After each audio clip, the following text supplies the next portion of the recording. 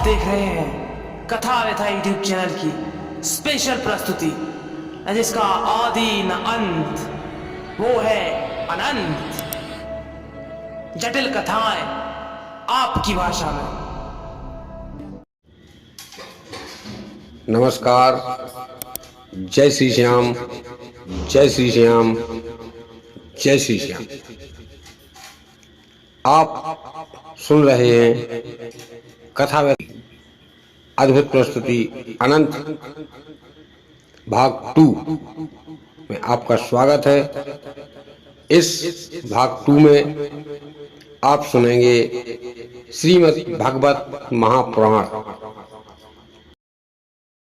कथाएं, ऐसी कथाएं जो आपने शायद पहले सुनी हो, क्योंकि जब आप संगीतमय भागवत सुनते हैं तो उसमें संगीत अधिक होता है, कथाएं कम होती हैं। गाना अधिक होता है, कथाएं कम होती हैं, जो आप लोगों की समझ में नहीं आती हैं। इस कड़ी में मुझसे जितना हो सके मैं बताऊंगा आपके लिए शुद्ध और सरल भाषा में, आपकी भाषा में, श्रीमद् भागवत महापुराण की कथा। जय श्री श्याम, जय श्री श्याम, जय श्री श्याम।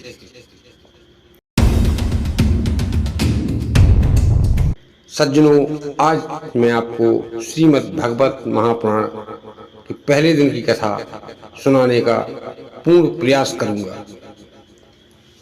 पहले दिन की कथा में जब पांडव अपना राज्य अपने पुत्र के पुत्र अभिमन्यु पुत्र पारिषद को राज्य देकर वन में चले जाते हैं और पारिषद जी सुखपूर्वक राज्य करने लगते हैं।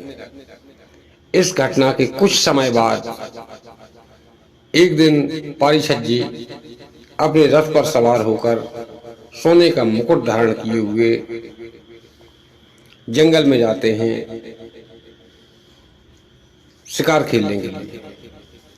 उस दिन उन्हें शिकार नहीं मिलता। काफी समय घूमने के बाद लगभग दोपहर का समय होता है। ज्येष्ठ मास की दोपहरी होती है। पानी की व्याकुलता से शरीर हाल बेहाल हो जाता है। रथ पर आरूढ़ पारिषद जी वहां चले जाते हैं। उसी समय पर रास्ते में उन्हें एक काला कलूटा मनुष्य दिखाई देता है, जो एक गाय के पास खड़ा होता है और गाय के 3 पैर टूटे होते हैं और एक पैर पर गाय खड़ी होती है। इस पर पारिषद जी उससे कहते हैं, हे दुष्ट मनुष्य, तूने इस गाय के 3 पैर क्यों तोड़ दिए हैं? कारण क्या है, आप मुझे बताएं। तब वह काला कलूटा मनुष्य कहता है, हे महाराज, क्षमा करें, मेरा समय हो चुका है। मैं कलयुग हूँ और मैं आपके राज्य में आना चाहता हूँ। कोई भी योग आने से पहले स्वीकृति अवश्य लेता है, इसीलिए यहाँ के राजा आप हैं। आप मुझे स्वीकृति दें कि मैं कहाँ कहाँ वास करूँ, कहाँ रहूँ, कैसे रहूँ। इस पर पारिषद जी कहते हैं कि हे दुष्ट नीच, पहले तो आप ये बताओ कि आपने इस गाय के 3 पैर क्यों तोड़ दिए, उसका कारण क्या है? तब कलयुग कहते हैं कि कलयुग में दया नहीं रहेगी, कलयुग में क्षमा नहीं रहेगी, कलयुग में दया क्षमा नहीं रहेगी और कलयुग में भगवान का भजन भी नहीं रहेगा। कलयुग में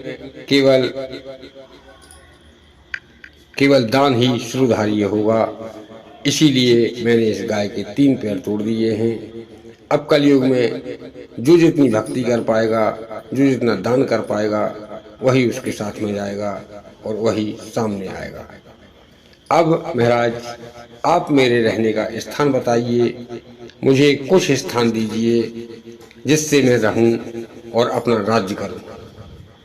तब पारिषद जी कहते हैं कि जब तुम्हारा आने का समय हो चुका है, तुमने मुझसे स्थान मांगे हैं, तब मैं तुम्हें स्थान बताता हूँ। पारिषद जी पहला स्थान देते हैं कलयुग के लिए कि जहाँ जुआ हो रहा होगा वहाँ तुम्हारा वास होगा। जहाँ वेश्यावृत्ति हो रही होगी वहाँ तुम्हारा वास होगा, जहाँ मदिरापान हो रहा होगा वहाँ तुम्हारा वास होगा, जहाँ मांसाहार हो रहा होगा वहाँ तुम्हारा वास होगा।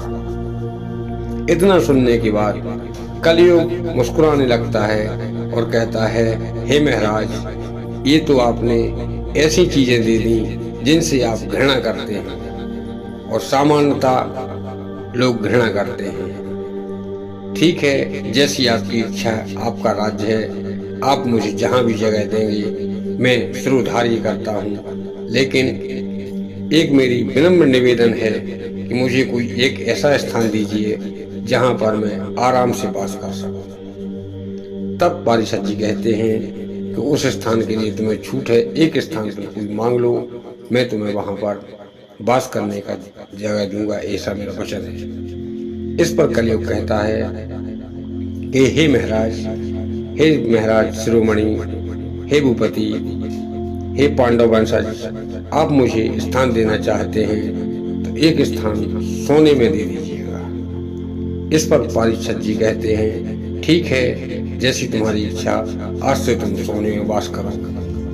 इतना कहने के बाद कलयुग वहां से अंतर्ध्यान हो जाता है और वो गाय जो पृथ्वी होती है वो भी अंतर्ध्यान हो जाती है। इतना होने के बाद कलयुग अपना प्रभाव दिखाना शुरू कर देते हैं। पारिषद जी ने जो सोने का मुकुट पहना होता है उसी मुकुट पर कलयुग अपना वास कर देते हैं।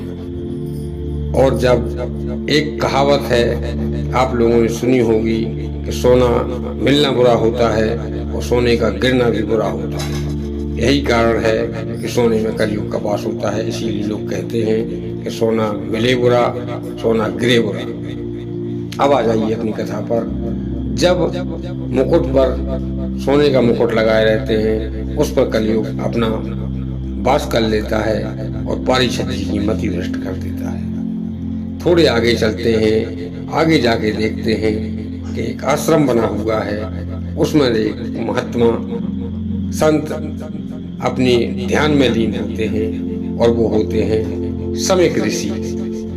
समिक ऋषि वहां पर अपने ध्यानस्थ अवस्था में दोनों नेत्र बंद किए हुए बैठे होते हैं। तब पारिषद जी कहते हैं, क्योंकि इनके दिमाग पर तो कलयुग का भूत सवार हो चुका था, कलयुग सवार हो चुका था, तब अपने रथ से नीचे उतरते हैं और कहते हैं, हे महात्मा, तूने मेरा ध्यान नहीं दिया, मेरा अपमान किया है, मैं यहाँ का राजा हूँ, तू अपने आप को क्या समझता है, तूने मेरा सम्मान नहीं किया, उठकर मुझे सलाम नहीं किया। इतना सब कुछ कहने के बाद वहीं पर एक मरा हुआ सर्प पड़ा होता है और उस सर्प को अपने बाण की नोक से उठाकर उनके गले में डाल देते हैं। उस समय पर आश्रम में कोई नहीं होता है, क्योंकि दोनों पिता पुत्र उस आश्रम में रहते थे। पुत्र गंगा स्नान करने के लिए गए हुए थे। कुछ समय बाद, इतना करने के बाद पारिषद वहां से अपना रथ पर बैठकर अपने महल की ओर वापस आ जाते हैं। जब महल की ओर वापस आते हैं तो घर नहीं पहुंच पाते हैं। इसके पहले उन समिक ऋषि के पुत्र श्रृंगी ऋषि वहां आ जाते हैं। श्रृंगी ऋषि जैसे ही आते हैं वह देखते हैं कि हमारे पिताश्री दोनों नेत्र बंद किए हुए ध्यानस्थ अवस्था में भगवान का ध्यान कर रहे हैं और कोई नीच दुष्ट इनके गले में सर्प डाल गया है। तब वह सर्प को अपने हाथ से इस प्रकार से उतारते हैं कि पिता को पता न चले, लेकिन पिता तो केवल नेत्र बंद किए हुए थे, भगवान के ध्यान में थे, बाकी सारी बातें उन्हें सुनाई दे रही थीं। नेत्र बंद किए हुए, जब तक ध्यान पूरा नहीं होता नेत्र नहीं खोलते थे। और वह उस सर्प को नीचे उतारते हैं और जो गंगा जी से कमंडल में जल भर कर लाए थे उस जल को अंजलि में लेकर, यानी कि हाथ में लेकर, सीधे हाथ में लेकर श्राप देते हैं कि मैं समिक ऋषि पुत्र श्रृंगी ऋषि उस व्यक्ति को श्राप देता हूँ जिसने हमारे पिता के गले में यह सर्प डाला है। यही सर्प, तक्षक नाम का सर्प, उसे आज से 8वें दिन डसेगा। इसे कोई नहीं डाल सकता और उसके ऊपर जल छोड़ देते हैं। जैसे ही जल छोड़ते हैं, उनकी भक्ति के प्रभाव से वह जल जैसे ही सर्प पर गिरता है, वह तक्षक पुनः जीवित होकर और झाड़ियों में यथास्थान जहाँ छुप जाता है। इसके कुछ समय बाद जब पिताजी ध्यान से वापस आते हैं, तब वह पुत्र से कहते हैं कि हे पुत्र, ये तुमने क्या कर दिया। तब श्रृंगी ऋषि कहते हैं कि हे पिताश्री, आपके गले में कोई दुष्ट नीच मरा हुआ तक्षक डाल गया था। मैंने उसे निकालकर उसे श्राप दे दिया है कि जिसने भी ये तक्षक आपके गले में डाला है, यही तक्षक उसे 8वें दिन डसेगा और उसे दुनिया की कोई भी ताकत नहीं बचा पाएगी। तब पिताश्री कहते हैं कि हे पुत्र, तुमने तो अनर्थ कर दिया, तुम्हें ऐसा नहीं करना था। कम से कम जब मैं ध्यान से बाहर आता, मुझसे एक बार सलाह मशवरा कर आप आगे कार्रवाई करते तो ज्यादा बेहतर रहती। इस पर श्रृंगी ऋषि कहते हैं कि हे पिताश्री, जहाँ आपका अपमान हो रहा हो, आज के जमाने में जैसे कहीं किसी पिता का अपमान हो रहा हो, तो पुत्र पिता की आज्ञा लिए बिना ही अपना जवाब दे देता है। इसी प्रकार से उन्होंने कहा कि हे पिताश्री, जब आपका इतना बड़ा घोर अपमान हुआ, तब मैं उस व्यक्ति को कैसे छोड़ सकता था। तब समिक ऋषि कहते हैं कि हे पुत्र, तुमने तो अनर्थ कर दिया। तुम्हें जानकारी है कि हमारे गले में यह सर्प किसने डाला है। तब वह कहते हैं, हे पिताश्री, मुझे कोई जानकारी नहीं है। यदि आपको जानकारी है तब आप बताइए। तब वह कहते हैं कि ज्यादा बात करने का समय नहीं है, मैं केवल तुम्हें इतना बता सकता हूँ कि यह सर्प मेरे गले में अपने राजा पारीक्षत जी ने डाला था। तब वह कहते हैं, नहीं, यह संभव है, ऐसा नहीं हो सकता है। ऐसा कैसे हो सकता है? इतना दयालु राजा ऐसा कुकर्म कैसे कर सकता है। इस पर समिक ऋषि जल्दी जल्दी कर उन्हें पूरी घटना सुना देते हैं और कहते हैं कि वो कलयुग के वास में आ चुका है, उसकी कोई गलती नहीं है। अब जितने जल्दी हो सके उसके घर चलो और उसे पूरी घटना की जानकारी दो, श्राप के बारे में बताओ, ताकि वह अपना जो कुछ भी कार्य करना चाहे वह कर सके। इतना सुनने के बाद दोनों पिता पुत्र वहां से उठते हैं, भगवान का नाम लेकर भगवान के चरण वंदना कर दोनों पिता पुत्र अपने स्थान से राजा पारीक्षत के महल की ओर दौड़ते हैं। कहीं दौड़ते हैं, कहीं चलते हैं। इतना होने के बाद अब सुनिए पारीक्षत के साथ क्या हुआ। जब पारीक्षत जी अपने महल में पहुंचे, महल में पहुंचने के बाद रथ को बाहर खड़ा कर दिया, सारथी रथ खोलने लगा। इसके बाद जब पारीक्षत जी पहुंचे महल में पहुंचने के बाद जैसे ही उन्होंने अपने सर पर मुकुट उतारा, सोने का मुकुट उतारने के बाद उनके सर से कलयुग का प्रभाव हट गया और उन्हें एकदम से चेतना लौटी कि मैंने क्या अनर्थ कर दिया। अब तो मुझे कोई नहीं बचा सकता। न जाने ऋषि ने क्या कह दिया होगा, या ऋषि का इतना बड़ा घोर अपमान मैं कर कैसे सकता हूँ। इतना मन में विचार करते हुए दौड़ के आते हैं और उस रथ वाले से कहते हैं कि जितने जल्दी हो सके घोड़ा रथ तैयार करो। उसने एक आध दो घोड़े ही छोड़ पाए थे, पुनः घोड़ा को तैयार बांधकर घोड़े तैयार कर रथ तैयार कर देता है और आदेश देते हैं कि हे सारथी, रथ को जिस आश्रम से अभी वापस लौटे हैं उस आश्रम को ले चलो, जितने जल्दी हो सके उतने जल्दी हो सके ले चलो। यहाँ पर जितने जल्दी हो सके सारथी रथ दौड़ाता है। वहां से दौड़ते भागते हुए दोनों पिता पुत्र ऋषि आ जाते हैं, दोनों बीच में मिल जाते हैं। सारथी रथ रुकता है और पारीक्षत जी रथ पर से नीचे उतरकर समिक ऋषि के चरणों में लौट जाते हैं। कहते हैं, हे महाराज, हे महात्मन, मैंने आपका घोर अपमान किया है। इसके लिए आप मुझे जो दंड देना चाहें आप मुझे वो दंड दे सकते हैं। मैं दंड सहन करने के लिए तैयार हूँ। इस पर समिक ऋषि राजन को उठाते हैं और कहते हैं, राजा उठो, जो विधि का विधान है उसे कोई नहीं टाल सकता। आप मेरे गले में सर्प डाल के गए क्योंकि आप कलयुग के वास में थे, आपको कोई होश नहीं था। उसके बाद जब आपके जाने के बाद मेरा पुत्र गंगा स्नान करने के बाद लौटा और जैसे ही उसने मेरे गले में ये सर्प पड़ा हुआ देखा तब उसे सहन नहीं हुआ और उसने गंगा जल के छींटे से मंत्र शक्ति द्वारा उस सर्प को जीवित कर दिया और कहा कि यही तक्षक जिसे मेरे पिताश्री के गले में जिसने भी डाला है वह उसे 8 मिनट डसेगा और उसकी मृत्यु हो जाएगी। अब ऐसा मेरे पुत्र ने श्राप दे दिया है, अब आप बताएं क्या करना है। तब समिक ऋषि दोनों पिता पुत्र की चरणों में लौट जाते हैं। वो कहते हैं, हे महाराज, हे महात्मन, आपका बहुत बहुत धन्यवाद जो आपने मुझे ये सूचना दी। कम से कम मुझे आज ये तो पता चल गया कि मेरा जीवन केवल 8 दिन का ही शेष है। अब मैं जितना हो सके भगवान की भक्ति करूंगा।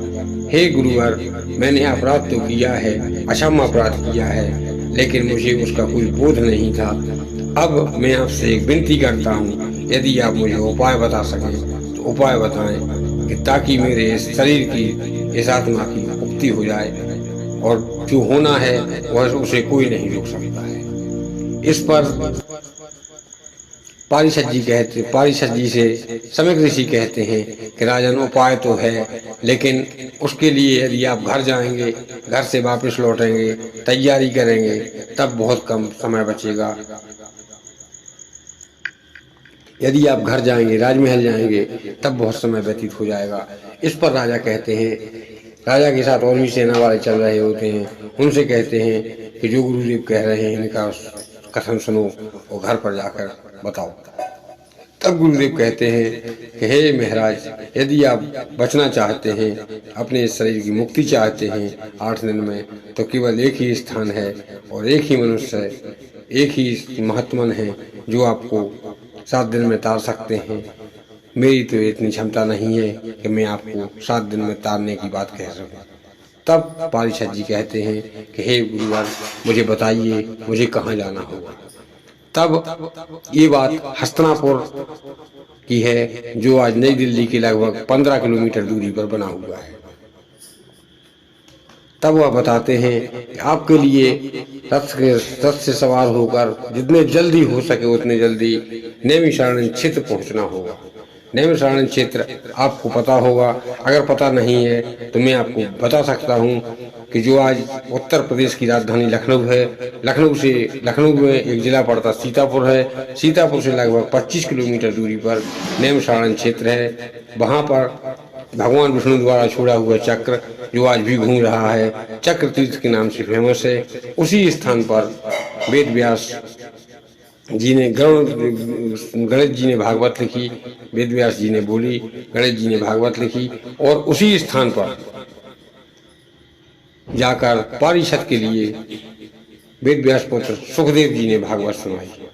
इतना कहने के बाद तब वह कहते हैं कि हे राजन, यदि आप नैमिषारण्य क्षेत्र अविलंब पहुंचे, तब वहां पर सुखदेव जी हैं, वो आपको कथा सुना सकते हैं और उससे आपकी मुक्ति हो सकती है।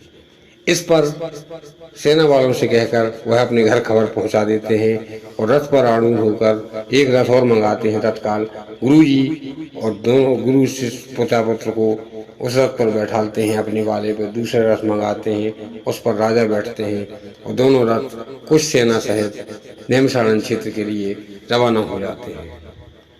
रात का समय होता है, रात में जाकर सुबह ब्रह्म मुहूर्त के समय में नैमिषारण्य में पहुंच जाते हैं, क्योंकि सफर भी लंबा था। वहां पहुंचने के बाद वहां पर देखते हैं कि 88,000 ऋषि मुनि वहां पर बैठे हैं और भगवान का भजन कर रहे हैं। तब राजन देखते हैं, समस्त ऋषियों को प्रणाम करते हैं। प्रणाम करने के बाद उनसे कहते हैं कि हे गुरुजी, अब बताइए कि वो कौन से ऋषि हैं जो मुझे कथा सुनाएंगे। तब वह कहते हैं कि हे महाराज, इनमें से वो कोई नहीं है, सुखदेव जी को ढूंढना पड़ेगा। यदि ऐसे ढूंढने के लिए जाएंगे तब काफी समय व्यतीत हो जाएगा। तब 88,000 ऋषियों के लिए सारी बात बताते हैं। तब ऋषि मुनि वहीं पर एक हवन कुंड बनाकर उसमें सुखदेव जी के नाम से आहुतियां देते हैं। सुखदेव जी प्रकट हों, सुखदेव जी प्रकट हों, जैसे कई बार आहुति दी जाती हैं। तब देखते हैं कि 5 वर्ष का बालक हाथ में कमंडल लिए हुए लंगोट लगाए हुए वहां से चला आ रहा है। तब सनक ऋषि कहते हैं कि हे राजन, यही है सुखदेव जी, ये आपको कथा सुनाएंगे और आपकी मुक्ति होगी। इस पर पारीक्षत जी उनको देखकर, सुखदेव जी को देखकर अपनी नाक सुकुड़ देते हैं और मन में विचार करते हैं कि जब यहाँ पर इतने हजारों साल उम्र के बाबा महात्मा बैठे हुए हैं, जब ये हमें नहीं तार पाएंगे तो ये क्या तारेंगे। और पारीक्षत जी अपनी नाक सुकुड़ देते हैं। इसीलिए पारीक्षत जी के पूरा शरीर को मुक्ति हो गई थी, केवल नाक ही ऐसी बची थी। पूरा शरीर वज्र का हो गया था, केवल नाक ही ऐसी बची थी जहां पर तक्षक ने उन्हें डसा था। कथा बहुत लंबी है। इस कथा के लिए यदि मैं सुनाने बैठ जाऊं तो कम से कम 10-15 घंटे का, 10 घंटे से कम का समय नहीं लगेगा। इसलिए आगे की कथा सुनने के लिए अगला वीडियो देखिए। जय श्री श्याम, जय श्री श्याम, जय श्री श्याम। यदि आपको कथा अच्छी लगे तो लाइक करें, शेयर करें, कमेंट